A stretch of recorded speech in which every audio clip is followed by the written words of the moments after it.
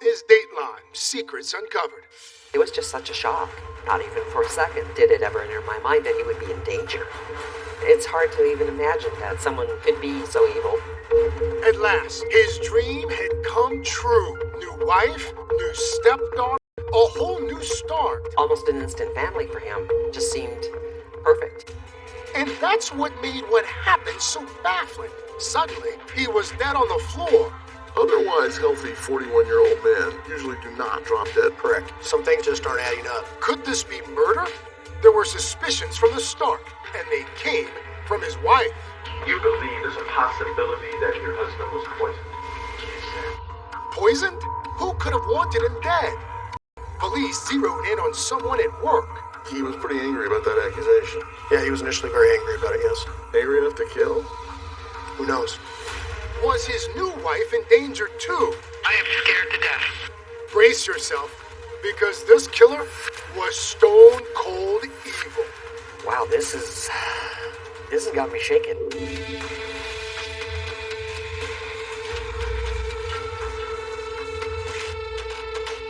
Hello, and welcome to Dateline, Secrets Uncovered. Frank Rodriguez always tried to see the best in people. When he died unexpectedly, the stunning news came with a revelation. Frank's death was anything but natural. As investigators unravel the secrets of this mystery, a possible motive for murder emerged. And to solve the case, they would need to figure out not just who killed Frank, but also how he died. Here's Josh Mankiewicz with The Devil in Disguise.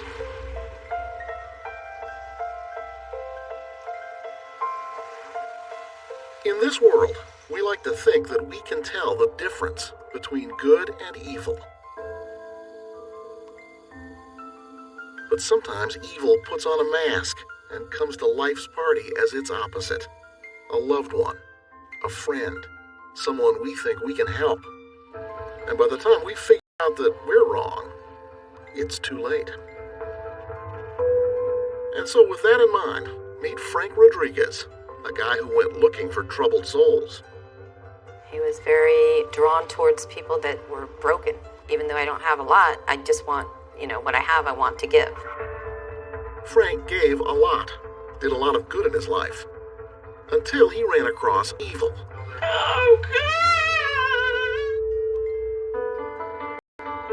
Frank grew up in rural Illinois, one of 6 kids. He played football, loved baseball. His sisters, Carmen and Shirley, remember most that he loved kidding around with his siblings. Dry sense of humor. He'd say something and you're not sure if you're supposed to laugh at it, but he was joking. Funny jokes and little tricks and things. Prankster is what the word I'm going for. After high school, Frank joined the Navy. It was around that time that he married a local girl. But that line about the sea being a jealous mistress is true. His first wife was tired of him traveling all over, being gone for 6 months at a time. After he got out, he was really kind of a lost soul. He just really didn't know what he wanted to do. And then she ended up leaving him anyway. After the divorce, Frank was at loose ends. Different jobs, different relationships. He felt as if he were floundering, until he found, first, religion. Is there any questions? And then a place called Angel Gate Academy. He just loved that job. He loved working with the kids. Angel Gate was run by the California National Guard from its base in San Luis Obispo on California's Central Coast. It was a military academy where city kids who were headed in the wrong direction learned order, discipline, and respect. How was Frank with the kids? Frank was awesome with the kids. Jan Holloway was Frank's supervisor and friend. If they were acting out, he would kind of say things to get them to do the right thing. Plus, he kind of used me as a bad guy. Good cop, bad cop. Exactly. Frank was always a good cop. As rewarding as it was for Frank to help his students learn skills for a successful life, he also found it thrilling to take these city kids kayaking or camping, or just to hang out by the ocean, which many of them had never even seen. It also left him wanting of his own. I remember him talking a lot about he wanted to have kids. He wanted kids really bad. He wanted to start a family. His sisters say Frank thought his faith would guide him there. He was big into believing that God was going to give him signs of what was good for his life. And then one day at church, Frank ran into a woman he worked with at Angel Gate. He called Mom to tell her that he had met this woman, Angelina, and that she was his soulmate. And our mom was excited. Oh my goodness, she called me up. She was so excited. Frank's met someone. Her name was Angelina Morales. She had also been in the military. She was as devout a Christian as Frank. Their romance was a whirlwind. They met in February and married in April. Angelina had Frank. Frank was a really good guy. Seemed very down to earth. And good for her. It seemed very good for her. Tom Fuller is Autumn's dad and Angelina's ex. Usually, guy in your position, not too crazy about the husbands who come after him. With Frank, it was different. At the wedding, Frank vowed to be a good husband, and he made a promise to Autumn to be a great stepdad. Then Frank, who loved working with kids, was offered a teaching job in Los Angeles. Frank's life seemed to be coming together the way he had always prayed that it would. At least, that's how it seemed. When was the last time you saw Frank? I saw Frank the Tuesday after Labor Day, 2000. Frank wanted to earn some extra money, and he agreed to chaperone a group of new students on their way to Angel Gate. He rode with them on a bus from L.A. to San Luis Obispo, where he met up with his old friend and boss, Chad. How'd he look? Frank looked absolutely terrible. 4 days later, Frank Rodriguez was dead. Frank Rodriguez was living his dream, then suddenly he was gone. Did his wife sense danger? Coming up. I said, please don't go. You believe there's a possibility that your husband was poisoned. Who could possibly want to do him harm? He looked at Frank and he went dead on, eye to eye. When Dateline Secrets Uncovered continues.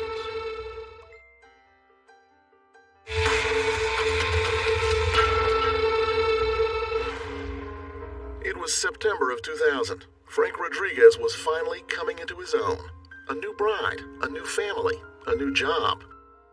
But then, at 3 a.m., after just 5 months of marriage, Frank's new bride Angelina found him unconscious on their bedroom floor and called for help. It was too late.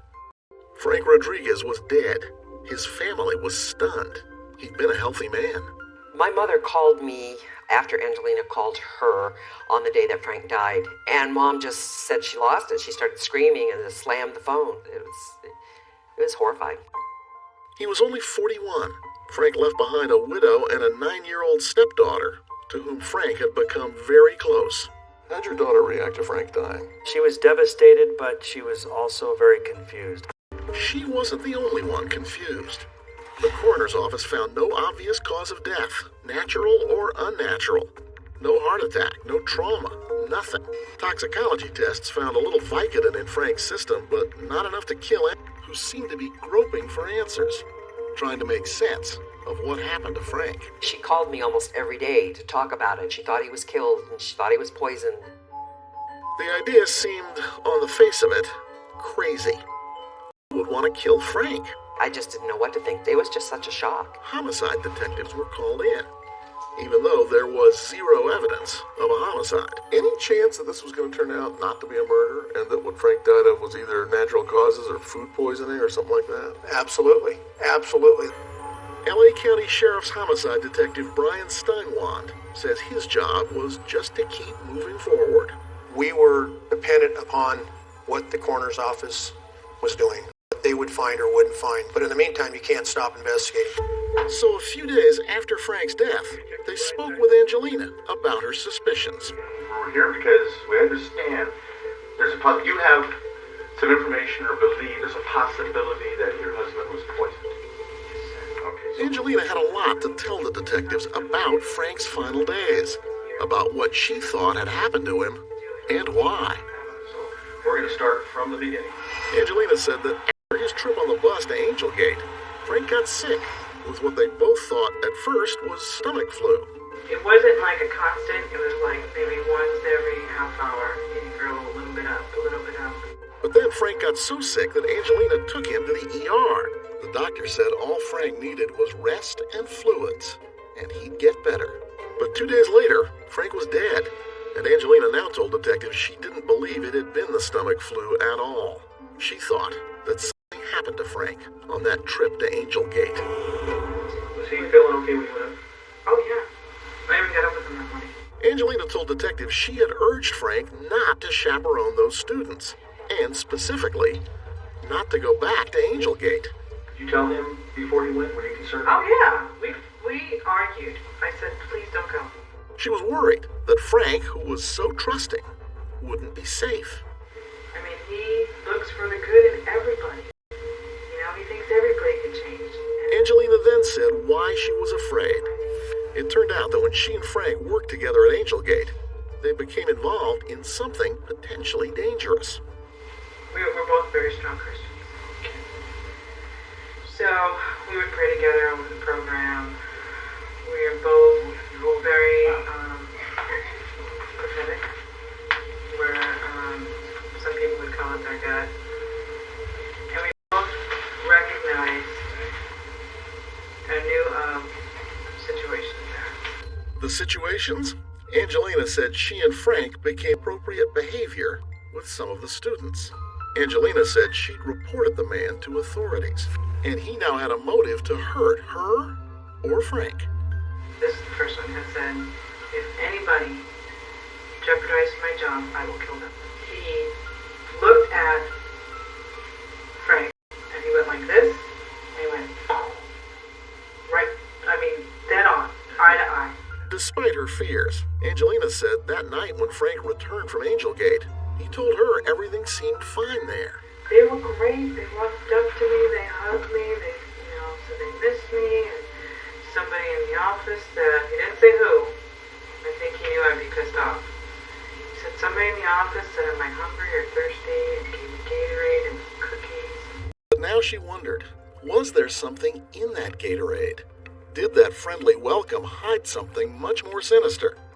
Because the man Angelina said had offered Frank food and drink was the same man Angelina had accused. The same man she said had threatened Frank months earlier. My instincts are usually pretty right on. At least that's my track record. Your instincts right now, Sergeant Holloway. Sergeant Holloway. Chad Holloway. Frank's former boss. Frank's friend. Coming up, I was beyond mad. I can't even describe how angry I was. Chad Holloway, from friend to suspect? Did you say you would like to put your gun to the head of the person that was doing this? Something to that effect I did.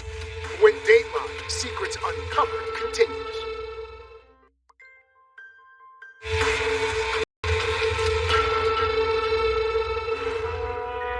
10 days after Frank Rodriguez died, he was honored like a fallen soldier at the military cemetery in Riverside, California. It was very hard to come out here for the funeral. Angelina's daughter Autumn, who was in the house when Frank died, said goodbye in a way only a child could. Autumn put a teddy bear in Frank's coffin. She was a sweet little girl, she really was. That last goodbye was a struggle for Frank's family. It was very hard on Mom. She did go into a very deep depression after that. As the people who loved him mourned, detectives with the Los Angeles Sheriff's Department were trying to find answers. They drove 200 miles north to the rolling hills and small-town charm of San Luis Obispo, to Angel Gate, to check out Angelina's unsettling story. That she had accused Frank's friend Chad Holloway of misconduct with students. That Chad was furious over that, and that all of it might be the reason of who had access to Frank. Richard Ronzon worked at Angel Gate at the time. Ronzon told police he hadn't noticed Chad talking with Frank, but he did remember how upset Chad was about Angelina's charges. Chad was beside himself. I have never seen him that angry. Chad Holloway was pretty angry about that accusation, and expressed to some people that he would like to deal very harshly with whoever had done that to him. Yeah, he was initially very angry about it, yes. Angry enough to kill? Who knows? And we don't know Chad Holloway very well yet. We get to know him. That's what we needed to do in this particular case. What detectives call getting to know you doesn't feel quite so friendly when you're a potential murder suspect. I was under the impression, before they talked to me, that they were so convinced I did this, that they had stopped at the sheriff's department and basically told them to prepare to book me. You're in the crosshairs. I'm in the crosshairs. How'd that conversation go? They come up and asked a lot of questions. Before they ever met Chad, detectives had already learned something important. That the misconduct allegations against him had been thoroughly investigated by local law enforcement and found to be completely baseless. But the detectives also knew a false allegation can still be a very good motive for murder. That's one of the worst things that a teacher or instructor can do to a kid under his or her tutelage or control. Yes. And it's also one of the worst things to be accused of if you didn't do it. That was probably the scariest thing that had ever happened to me in life. I've been to war as a Desert Storm. A lot of things happen in combat. I had never in my life been that scared. Scared, and he admitted, angry. I was beyond mad. I can't even describe how angry I was. Did you say you would like to put your gun to the head of the person that was doing this to you and pull the trigger? Something to that effect I did. Detectives asked him about that. Something along the lines of, you were the target of false allegations from the wife of a guy who's now dead, and you were pretty angry at the time those false allegations were made. I don't remember... Nearly ruining your life over some phony allegations, that's enough to make a lot of people angry enough to do violence. I guess it could be, yes. But Chad Holloway insisted, to detectives and to us, whatever threats he made were out of anger and frustration, and he would never have followed through. When you said that you wanted to take a gun and put it to the head of the person, Angelina, you were talking about at the time.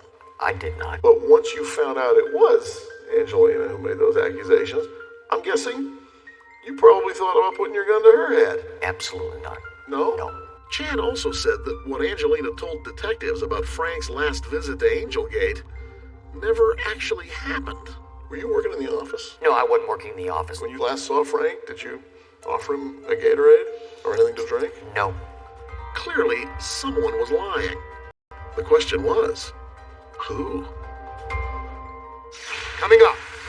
All I heard was, ask them about antifreeze. Who and what had killed Frank? Investigators have a secret mission for Sergeant Holloway. You say, I'm in. You better believe it. When Dateline Secrets Uncovered continues.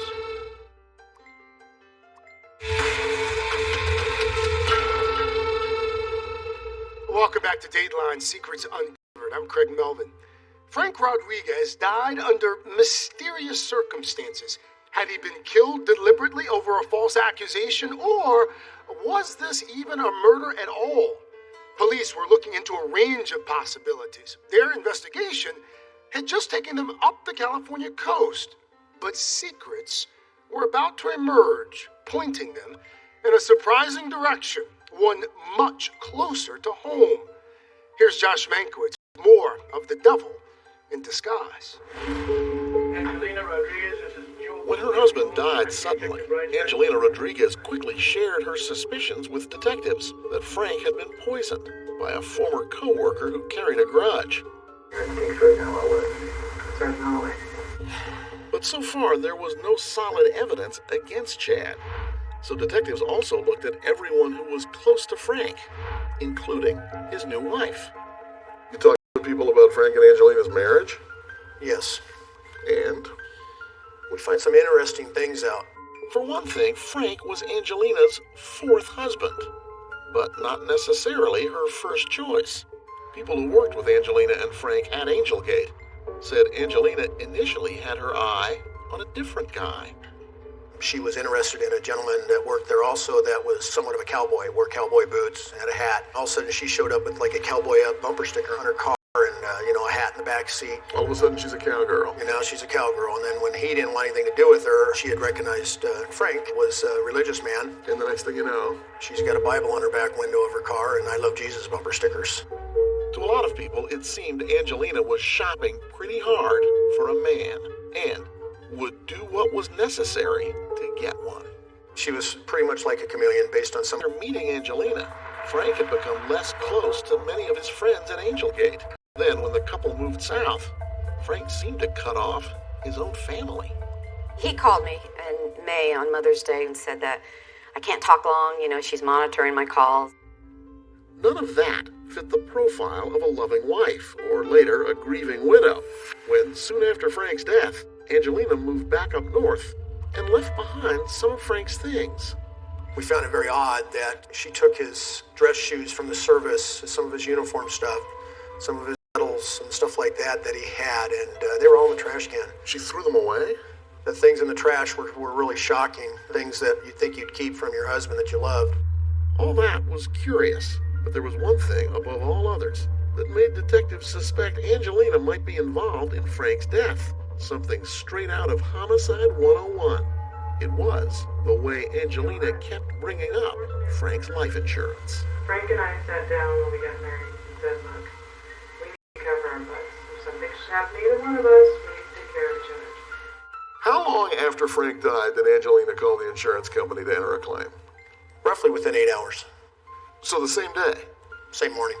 But now, the insurance is like, well, they probably won't pay it because it's so new until the coroner says what the cause of death is.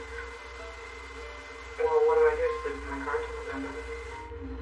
As the days went on and the coroner still didn't rule, Angelina grew more and more impatient. I have a question. Go ahead. Did you guys get anything at all from the coroner? Angelina kept calling, and Steinwand kept recording those calls. No word from the coroner yet? Well, they don't have anything yet. It takes time for this type of stuff. Oh. Unless they know what they're looking for. Detectives saw an opportunity. Remember, they needed the same thing Angelina did, just for different reasons. We need a cause of death, and at this time we're thinking that she knows what that cause of death is. They thought Angelina might be telling the truth about one thing, that Frank had been poisoned. And they also knew what Frank's sister had told them, something very strange that Angelina had said to her. She says, there are lots of ways you could poison someone. She said, for instance, we have a flower out here called oleander. Oleander thrives in warm climates like Southern California. The leaves and flowers are toxic, but only deadly in large quantities, or if the poison is somehow concentrated. And Angelina seemed to know how to do that. She said, you can make a tea out of that. You can make a soup out of it. And, it's a poison. When we were riding in the limousine, she pointed right out and said, those are oleander bushes. Detectives found oleander bushes in another place, Angelina and Frank's backyard. Collect the life insurance. Would she slip up and tell them oleander was what killed Frank? They spoke with her again and again, all while telling her they were gathering evidence against Frank's co-worker, Chad Holloway. We keep asking her, well, Angelina, what poison would Chad Holloway have given Frank? It could be anything. It could be the flowers on the road. It could be something... Flowers on the road? Yeah. Flowers on the road? Those, the heck are those? They grow in the middle of the highway. I think they're azalea. At this point, we believe she knows exactly what it is. There's no doubt. But she's trying to get you to say it. She would rather, have us say it, and of course, we'd rather have her say it. Try as they might, they couldn't get Angelina to say the word oleander. Still, she kept calling them about Chad, and one day delivered another clue straight to investigators. Someone had called her, she said, and told her something big. Okay, it was about maybe 5 or 10 after 8. This morning? Yeah. Uh-huh. Because I was on my way back from dropping my daughter off at school. I would get this call, and it was blocked. They said they wanted to tell me what was going on because they had a lot of respect for Frank, but they couldn't tell me who they were because they know how Holloway is. And they said, you need to know a conversation I had with Holloway. He had said, they do try and track it down. They can't pin me because, and they said, they can't pin me. Can't pin me. It started breaking up, and all I heard was, ask them about antifreeze. Antifreeze, not Oleander. Not Oleander this time. Had antifreeze even been on your radar screen at this point? At this point, no, I don't believe it had been. But naming a new poison was only one interesting detail in this conversation. Remember, Angelina had said the anonymous informant called her shortly after 8 a.m. You got her phone records? I got her phone records, yes. And? Lo and behold, there had not been any calls anywhere near incoming or outgoing to Angelina's phone at that time. In trying once again to implicate Chad Holloway, Angelina had implicated herself. Now, detectives again went to see Chad, this time to talk about Angelina. Angelina Rodriguez, that was the last person that I ever wanted to see, ever wanted to hear her name have anything to do with whatsoever. And then the investigators say to you, we want you to help build the case against her. And you say, I'm in. You better believe it. Chad Holloway gets a chance to clear his name and turn the tables on the woman who tried to pin Frank's murder on him. But will Angelina take the bait? Coming up. We befriended her. We went in her house. Detective Angelina? Yes? Why don't you tell the police that I poisoned Frank with antifreeze? But Angelina has a plan of her own. Wow, this has got me shaking. When Dateline Secrets Uncovered continues.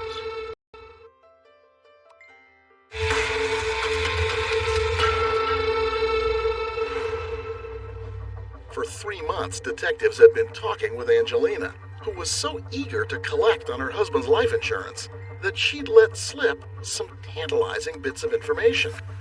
First, that her husband may have been poisoned, and that the poison might be what she called that flower in the road, or possibly antifreeze. Finally, the coroner's report came back. The finding? Frank Rodriguez was killed by ethylene glycol, the key ingredient in antifreeze. The tox screen also found oleander. Now, detectives felt they knew for sure Frank had been murdered. They knew how, and they thought they knew who. Not Chad, but Angelina. But to make this case stick, they'd need a little more, so they kept Angelina talking. We befriended her. We went in her house, and the first thing she did was offer us coffee. My partner and I kept kicking each other on the table. Oh, no, we're good. Thank you. No, we're good. My instincts are usually... From the beginning, Angelina had tried to cast suspicion on Frank's friend and co-worker, Chad Holloway. Sergeant Holloway. Chad, she said, was the killer. But detectives didn't believe her, and instead enlisted Chad to help set a trap for her. And the idea is what here? See what kind of mistakes she may make. They asked Chad to call Angelina while they listened in. She had done her best to put Chad in the gun sights of law enforcement. Now came his chance to return the favor. Hello? Angelina? Yes? Why don't you tell the police that I poisoned Frank with antifreeze? Who is this? My main question, Angelina, is how... How did you get my number? I wanted, Angelina, I'm just wondering how in the world... This could ruin my life. At one point you say, Angelina, you're going to ruin my life. Which actually, although it's maybe part of the script for that call, it's kind of true, given what she tried to do to you before. It was. But inside, I knew it was the other way around. You're not going to ruin my life anymore. It's your life that's going to be ruined because of this. You know what? You need to call the investigator. I'm ending this conversation. Okay, Angelina.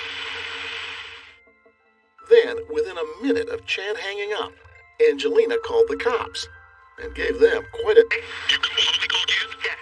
He said, how can you... the detectives just told me that they think I killed Frank with antifreeze, and... That's what we told him. And he says, you know, I wouldn't go spreading these things or else. And I'm like, what are you talking about? I said, I don't need to be talking to you. And he says, well, they'll never be able to catch me anyway, but he says, you know, you just gotta watch your back. He says, you better watch your back. Oh, God. Okay. I am scared to death. What Angelina should have been scared of was that the cops were on to her two obvious lies. This one about what Chad supposedly said to her, and the previous phantom call about antifreeze.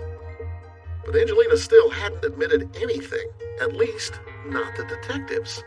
Then they found a good friend of Angelina's, a confidant, named Palmyra. She told the cops that just months after the wedding, Angelina was already bored with Frank and cheating on him. They were sitting around, I guess, like girls do, and talking about killing their husbands, joking around how they would do it. As girls do. As girls probably all do. My wife's probably doing right now. The friend quoted Angelina as saying that she didn't want to divorce Frank because he'd just bought life insurance. There was another conversation on the telephone with Palmyra. Angelina told her she was making a milkshake for Frank, and a special milkshake for him, and Palmyra questioned if Frank was sick, and Angelina told her, not yet. Not yet. Not yet. Of course, Angelina had no idea what the cops knew. She thought they were still investigating Chad, and she was still happy to help them do that. For example, detectives told Angelina, they couldn't figure out how Chad knew when Frank was coming to Angelgate. He would have had to have known when, they told her, so that he could have his poison ready. And then, miraculously, a fax shows up. It was an Angelgate roster for the day of Frank's visit, with Frank's name conspicuously written in. This is a fax that, came right to Sheriff's Homicide? Correct. Well, that was convenient. Very convenient. The fax did not include the sender's name, but it did send a clear message. It was the cover sheet to the fax that was received anonymously at Sheriff's Homicide. Why is Chad still free? Chad never knew how hard Angelina had pushed the cops to arrest him. Wow, this has got me shaken. 5 months after her husband's death, police dropped in at Angelina's house. Good morning. Morning. Angelina thinks their next stop will be Chad's place. It won't. Holloway couldn't have done this. They lay out the facts. The only person that supplied any information that Frank was poisoned was you. No one else knew that Frank was poisoned. Only you. Only you knew Oleander. In addition to that, antifreeze, nobody in this entire investigation told us about antifreeze.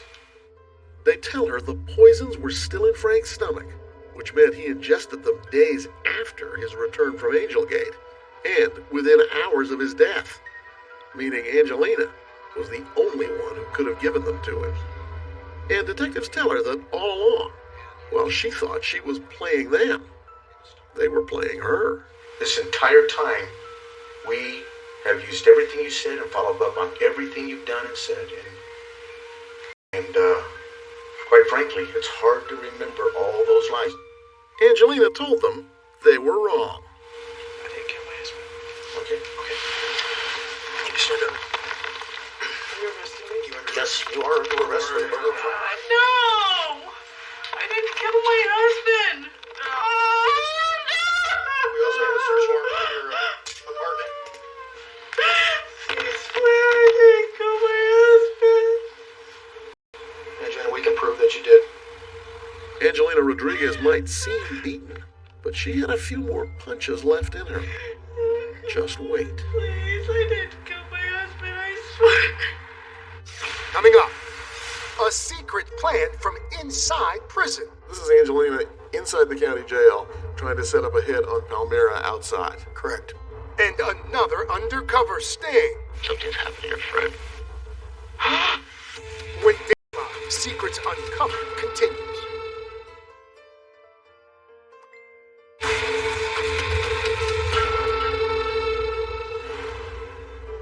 Angelina Rodriguez was charged with the murder of her husband, Frank.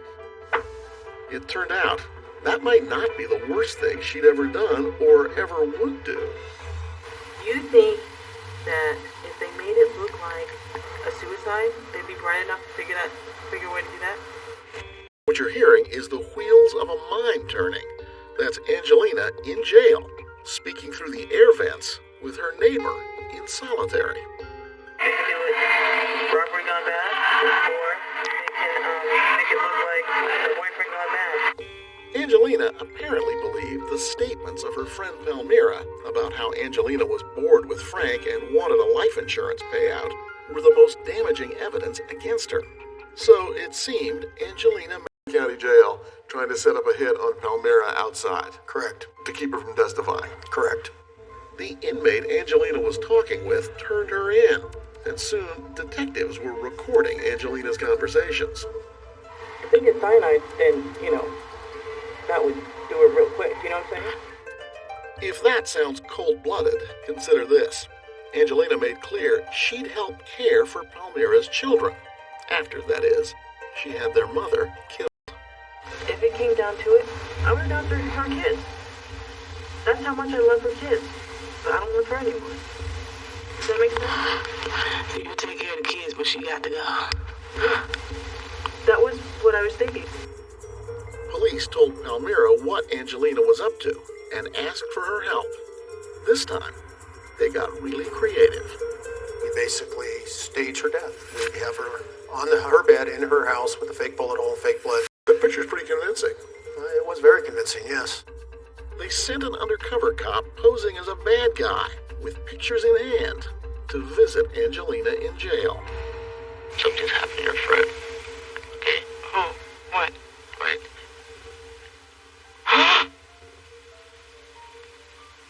Okay? Where did you get those from? You need to contact your family. Okay? Oh my God. Angelina's initial response was, oh my God, I was only kidding. I thought you was kidding. Shortly thereafter, it was, oh my God, I'm going home. I am so ready to go home. You believe she killed her husband? No doubt. And she tried to kill a witness against her? Correct. Anybody else? Her baby. In the course of their investigation into Frank's death, detectives found out that in 1993, Angelina's daughter, Alicia, choked on her pacifier and died. They also learned that Angelina sued the pacifier manufacturer and settled for more than $700,000. What's more, she collected life insurance on her 13-month-old baby, just as she had tried to do with Frank. Detectives reviewed the evidence and came to believe Alicia's death was no accident. You were confident after an investigation that that pacifier was tampered with, that that baby didn't do it and it didn't come apart naturally. Absolutely. Tom Fuller, Angelina's ex, was Alicia's father. I went 10 years thinking that Alicia's death was an accident, so it was like reliving her death all over again. Angelina says she did not kill her baby, and she was never charged with that. She did stand trial for the murder of Frank Rodriguez, where a prosecution expert testified that Angelina poisoned him to the ER, but not to kill him. Then, when she was giving him those fluids the doctor ordered, she was dosing them with antifreeze, which was fatal. The jury found Angelina guilty of first-degree murder for financial gain, but couldn't reach a verdict on whether she tried to kill that witness. And in the sentencing phase, the judge allowed the jury to hear evidence implicating Angelina in her daughter's death. Then the jury agreed on a sentence. She shall be put to death. Even while facing a death sentence, Angelina seemed unfazed. She addressed the court, but admitted only to some errors. I broke and made a few terrible, stupid mistakes, which I regret very much. We all make mistakes. I just picked the wrong time to make mine. But murder is not one on that list. Frank Rodriguez thought Angelina was the God-fearing woman of his dreams. He was wrong. Tom Fuller thought she was a nurturing mother who would protect their daughter. He'll never know for sure if he was lured into a terrible mistake. But Chad Holloway understands. He knows now just how close pure evil came to him. He says he's let it go, with the gratitude that, unlike his friend Frank, he at least survived, with his reputation and his life intact. People needed to know how evil Angelina was, how many lives she ruined to try to get a little bit of money. And she wasn't going to stop at nothing until she got what she wanted. And I want Angelina to know you didn't ruin me. You didn't ruin me at all. In the Bible, we are warned that Satan disguises himself as an angel of light. And sometimes he's pretty good at it. And that's all for this edition of Dateline Secrets Uncovered. I'm Craig Melvin. Thank you for watching.